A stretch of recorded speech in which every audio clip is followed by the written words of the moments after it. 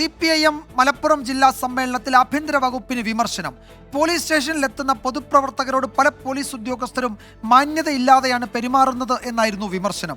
ജനങ്ങളുമായി ബന്ധപ്പെടുന്ന സർക്കാർ ഓഫീസുകളുടെ കാര്യക്ഷമത വർദ്ധിപ്പിക്കണമെന്ന ആവശ്യവും ഉയർന്നു. സമ്മേളനം നാളെ സമാപിക്കും. വിവിധ ആവശ്യങ്ങളുമായി പോലീസ് സ്റ്റേഷനിലേക്ക് എത്തിയാൽ ഉദ്യോഗസ്ഥരിൽ പലർക്കും പൊതുപ്രവർത്തകരോട് പുച്ഛമാണ്.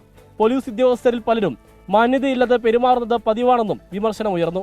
അല്ല, പോലീസ് സ്റ്റേഷനിൽ നിന്ന് ചില ഉദ്യോഗസ്ഥന്മാർ ഒരു പൊതുപ്രവർത്തകർ ചെല്ലുമ്പോൾ കാര്യമായി മാന്യമായി പെരുമാറുന്നതിന് പകരം അമാന്യമായി പെരുമാറുന്ന അനുഭവങ്ങളൊക്കെ ഉണ്ടാവുമല്ലോ സ്വാഭാവികമായിട്ട്. പോലീസ് സ്റ്റേഷനുകളിലും ഇങ്ങനെയുള്ള കറുത്ത വെച്ചുണ്ടാവുമല്ലോ സ്വാഭാവികമായിട്ട്. മുഖ്യമന്ത്രി തന്നെ പറയുന്നതല്ലേ, ഇടതുപക്ഷ ജനാധിപത്യ മുന്നണി ഗവൺമെന്റിന്റെ നയത്തിന് വിരുദ്ധമായി പ്രവർത്തിക്കുന്ന ചില ഉദ്യോഗസ്ഥന്മാർ ചില ഓഫീസുകളിൽ ഉണ്ടാവും. അത്തരം അനുഭവങ്ങളുടെ അടിസ്ഥാനത്തിൽ അവരഭിപ്രായങ്ങൾ സഖാക്കൾ ചർച്ചയിൽ പ്രകടിപ്പിച്ചിട്ടുണ്ട്. സർക്കാർ ഓഫീസുകളിൽ എത്തുന്ന സാധാരണക്കാരോട് സാങ്കേതികത്വം പറഞ്ഞ് തിരിച്ചയക്കുന്നത് പതിവാണെന്നും 15ലധികം പ്രതിനിധികൾ വിമർശനവുമായി ഉന്നയിച്ചു. വിജയരാഘവന്റെ മാപ്ര പരാമർശത്തിലും വിമർശനം ഉയർന്നിരുന്നു.